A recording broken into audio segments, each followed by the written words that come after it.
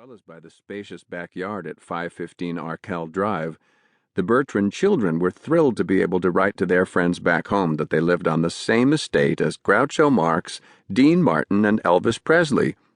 Of course, no one in Riverdale believed them.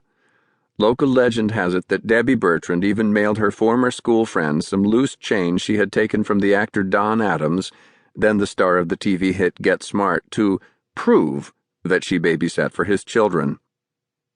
Marcia Lynn's younger brother, Raleigh, quickly embraced the Hollywood lifestyle. For his 15th birthday, his parents, aware of his ambition to be a Formula One racing driver, gave him a red Ferrari sports car, even though he was too young to drive. That little inconvenience did not put the brakes on the young roustabout. When he went on a date with Gina Martin, a daughter of Dean Martin's, he asked his friend Peter Martini to take the wheel. He clearly enjoyed life in the fast lane. As his friend Randy Alpert, the son of jazz musician Herb Alpert, recalls, "Raleigh was a great guy and a good friend. We had a million fun times in Beverly Hills. Girls, cars, girls, cameras, wild turkey, girls, Rainbow Bar and Grill, racing, girls, Martini House, parties, and very often some girls. A far cry from life in Riverdale." In her own way, Marcia Lynn was at least as starry-eyed, if not more so, as the rest of her family. Like her mother, she avidly read the tabloids, soaking up the stories about the stars. There was a vicarious thrill about living in the midst of so many celebrities. Nevertheless, her exciting new life had its social costs. Marcia Lynn was careful to conceal her family's unglamorous origins from her classmates at Beverly Hills High School, talking vaguely about one day living in New York. Fellow student Adrian Neri remembers Marcia Lynn as quiet, inconspicuous, one of those artsy people on the edge of things. It didn't take long for Marcia Lynn to absorb the overarching dictum of life in Hollywood. You can be anyone you want to be. After graduating from Beverly Hills High in 1969, she joined the Lee Strasberg Theater and Film Institute and signed with the William Morris Agency to pursue modeling and acting work. She began to affect a more exotic persona, calling herself Marceline, which she explained was the way her French-Canadian grandmother, Marie-Louise Angelina, pronounced her name. Her family still called her Marcia. She took to drinking French vanilla instant coffee and collecting French crockery and other artifacts.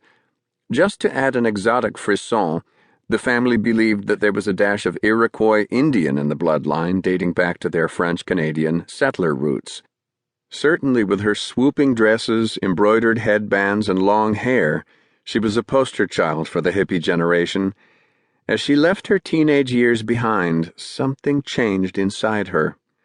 She later told a close friend, "There was a day after moving to Beverly Hills when I truly realized that I could actually marry someone famous."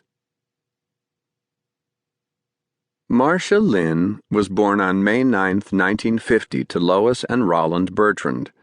Roland had just been named manager of his father-in-law's bowling alley in Riverdale, Illinois. Bowling was a heck of a business at the time, observes local historian Carl Dernovich. Everybody bowled. You couldn't get a lane sometimes. People either played baseball or they bowled. The nearby industrial town of Harvey was the largest manufacturing base in the country at the time. Jobs were plentiful, crime was unheard of, and everybody knew everyone else in the town of 4,000 people.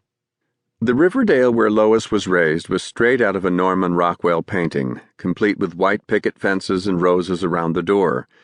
Dernovich compares it to the setting of the movie Pleasantville, the story of a saccharine-sweet small town where uncomfortable and unruly thoughts and ideas were shuffled onto the sidewalk.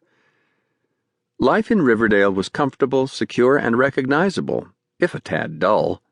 Lois June Gowans dreamed of getting out, of becoming a star on the silver screen. The highlight of her week was when the glossy movie magazines arrived at the grocery store across the street from the tavern her parents owned. The moment the magazines were unloaded, she would dart to the grocery, reaching up to the rack on the front counter for the latest issue of Movie Mirror and Motion Picture. Then she would curl up in a chair in the family's apartment above the bar and pore over the photographs of Betty Grable, Rita Hayworth, Ginger Rogers, and other Hollywood stars of the day. Lois's father, Roy Gowans,